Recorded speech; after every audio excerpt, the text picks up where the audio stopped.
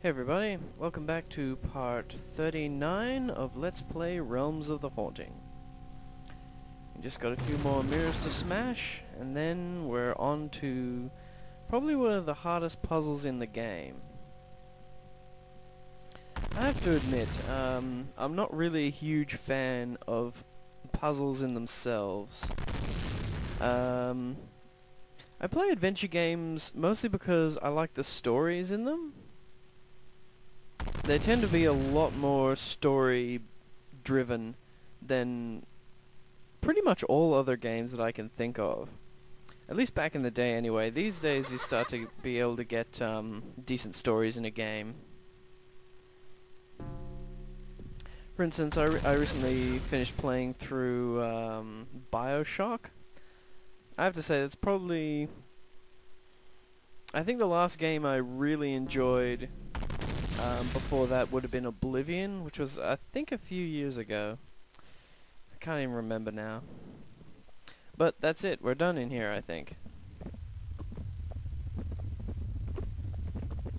Yep, can't talk to Abaddon anymore. So Dr. D. Scully messaged me the other day that she bought a copy of Wrath off Amazon or something, and she confirmed that it is quite a good deal harder, you know, than what I've shown here in this playthrough. Alright, more movie time.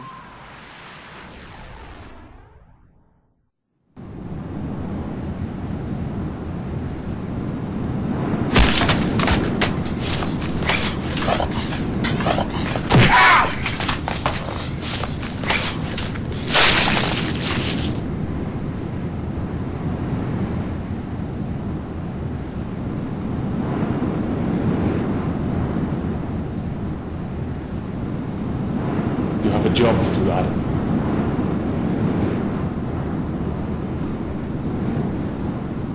Hark. That girl that was with me, Rebecca, have you seen her? No. She is beyond my perceptions. Be careful, Adam. Where are you going? The Chamber of the Soul Stone. I must meet with Gaul and await the gathering. It happens once, every 1,000 years. For so many lifetimes and realities, the gathering has passed without notice. Now the seventh and last seal quakes. The touch of a mortal. A mortal who dares bend the law to himself. It looks like Florentine's going to win, doesn't it? If he does, the ultimate power of darkness will manifest within the shell that is Gaul. Only you have the power to stop this. But be warned, for you also have the power to perpetuate it. The fate of the world has begun. Florentine started it, you will complete it. You and the sword. I must go now. I have been delayed for too long. We will meet again, I guarantee it.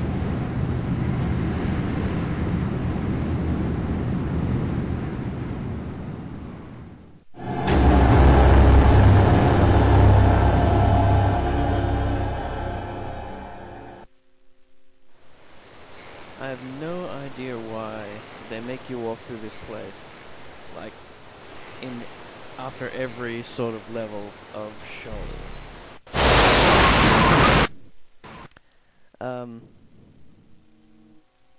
Yeah, I mean, you basically just walk in there, go back through the gate, and then come out in the next place. I mean, I don't know why it just doesn't go straight down. Anyway, these are the puzzles I was talking about. Some of them are a lot harder than others.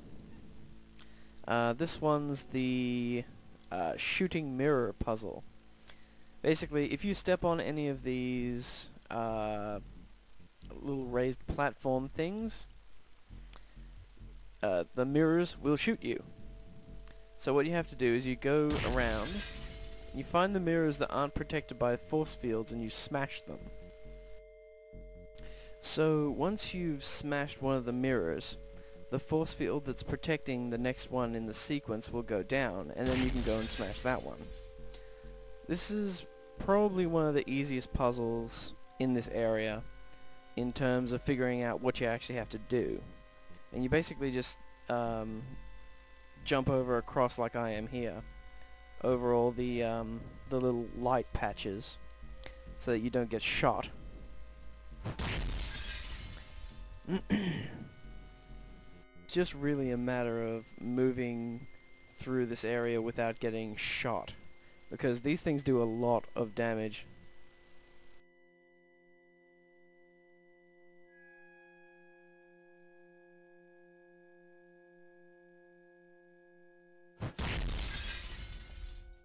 And that's pretty much it. We can now just walk on the floor, and the last thing you have to do is jump up on top of this thing and let your weight turn it down. And there we go. Now, one thing I found out just in this playthrough, actually, is that there's only actually one puzzle that you need to finish. And that's the one in the main room. Notice that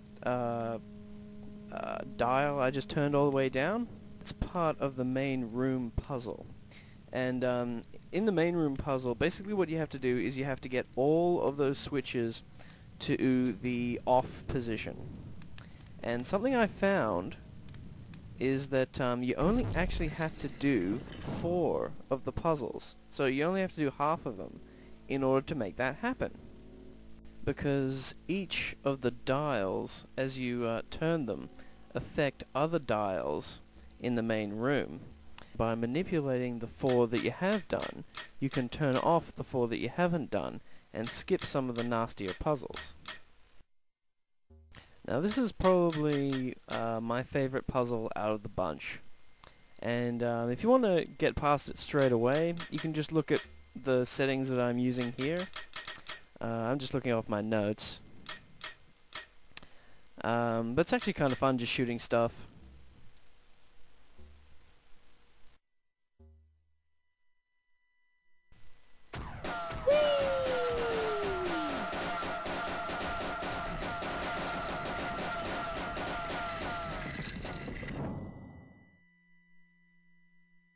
Wasn't that fun, boys and girls?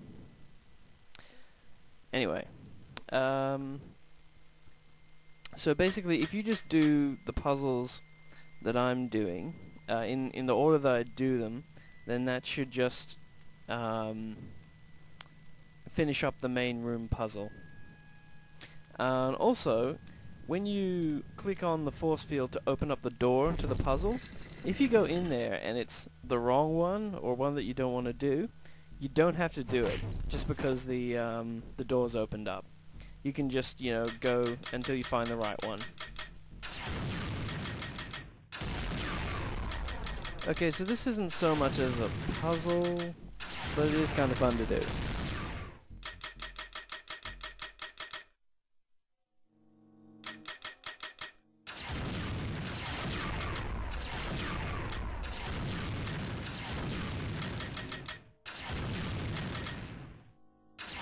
Is it me, or is this thing's targeting off? Oh, there we go. Oh, first time.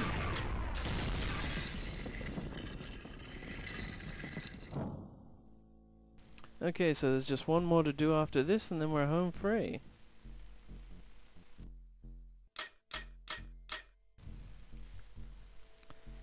Okay, so the 4th and final puzzle that we're going to be doing is the glowing crystal maze monstrosity. And it took me ages to figure out how to work this thing. I think out of all the puzzles in this area, this is the one that has given me the most trouble. And it's so simple to solve now that I know it. Here, this is what you do. You do the top right and the bottom left, and then that's it. When I think about all the hours and hours I spent piss-farting around with all those goddamn hands, and you just click 2, and then that's it. Anyway, that's about time for this episode. Come back, and we'll move on to killing Belial. please rate and comment my videos, and subscribe if you like what I do here. See ya!